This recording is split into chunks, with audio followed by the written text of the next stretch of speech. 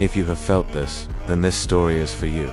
Sometimes life teaches us the hardest lesson through the people we care about. Once in a peaceful little town, surrounded by long green fields and calm old houses, there lived a man named Daniel. Everyone in the town knew him well.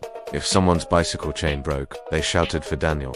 If someone needed help carrying boxes, they knocked on Daniel's door. He never said no. He always smiled and said, "Of course, I'll help." He believed that helping others made him a better person, and people praised him for his kindness. But slowly, without realizing it, Daniel's life stopped belonging to him. His garden remained half-cleaned, his windows were broken, his roof needed repairs. His own problems were piling up, but instead of fixing them, he was out in the town, fixing everything for everyone else. Every night he came home, covered in dirt and sweat. His mother looked at him with tired eyes and said, "Daniel, my dear boy, you help everyone, but why does no one ever help you?" Daniel always gave the same small smile and replied, "It's all right, Mum. One day people will remember my kindness." But that day never came. One evening, the sky turned dark and heavy winds started blowing. The townspeople rushed to protect their gardens and belongings before the storm came. Daniel also ran out, but not to save his own things. He went straight to help his friend Oliver, whose tools and equipment were still lying outside. They worked fast, covering everything with cloths and moving things into the shed. But Daniel's own garden furniture was still outside, his plants still uncovered. And then the storm hit. Rain poured heavily. The wind whipped through the town, and by the time Daniel reached home, almost everything in his garden was ruined. He sat on the front steps, rain dripping from his face, staring at the muddy mess that used to be his peaceful garden. His mother placed a warm towel on his shoulder and said quietly, "Daniel, today you saved everyone's things, except your own." Daniel didn't reply, but inside him, something finally broke. The next morning, tired and confused, he walked to the edge of the town to meet old Mr. Harris. Daniel sat down beside him and said, "Sir, I don't understand what I'm doing wrong. I help everyone, but I feel empty. I feel tired, not from work, but from people. Why does it feel like kindness is breaking me?" Mr. Harris watched the river move slowly and said, "Daniel, look at this river. It gives water to trees, to birds, to animals, to farms. But when it rains too much, and the river forgets its path, what happens?" Daniel thought for a moment and said, "It floods. It destroys everything." "Exactly." Mr. Harris said, "Kindness without boundaries becomes self-destruction. You are kind, Daniel, but you have no limits. You run everywhere for everyone, but nowhere for yourself. You think saying no is wrong, but sometimes saying no is the most honest form of self-care." Mr. Harris continued, "For the next 7 days, don't say yes immediately when someone asks for help. Pause and ask yourself, will helping them harm me? Will I lose time, peace, or energy I need for myself? If yes, then say not today.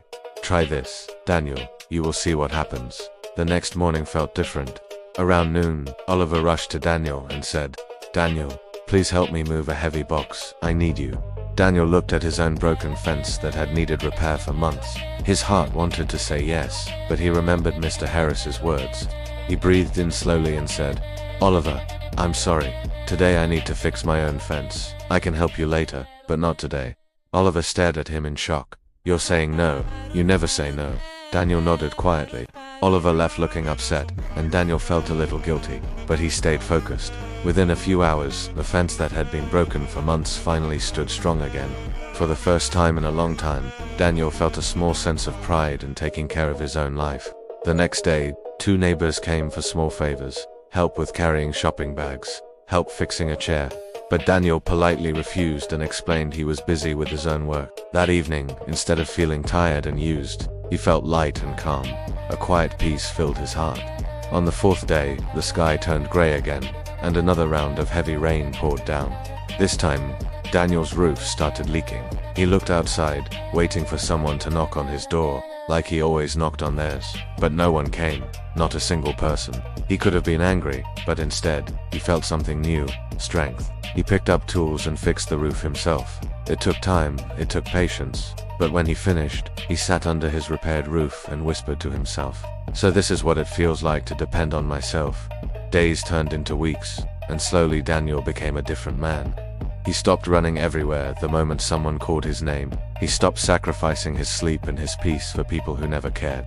He began waking up early to take care of his garden. He cleaned his house, He invested time in himself. And something unexpected happened. People started respecting him more. Oliver began solving his own issues instead of depending on Daniel. Neighbors stopped calling for every little thing. The town was still friendly, but people no longer treated Daniel like a tool they could use any time.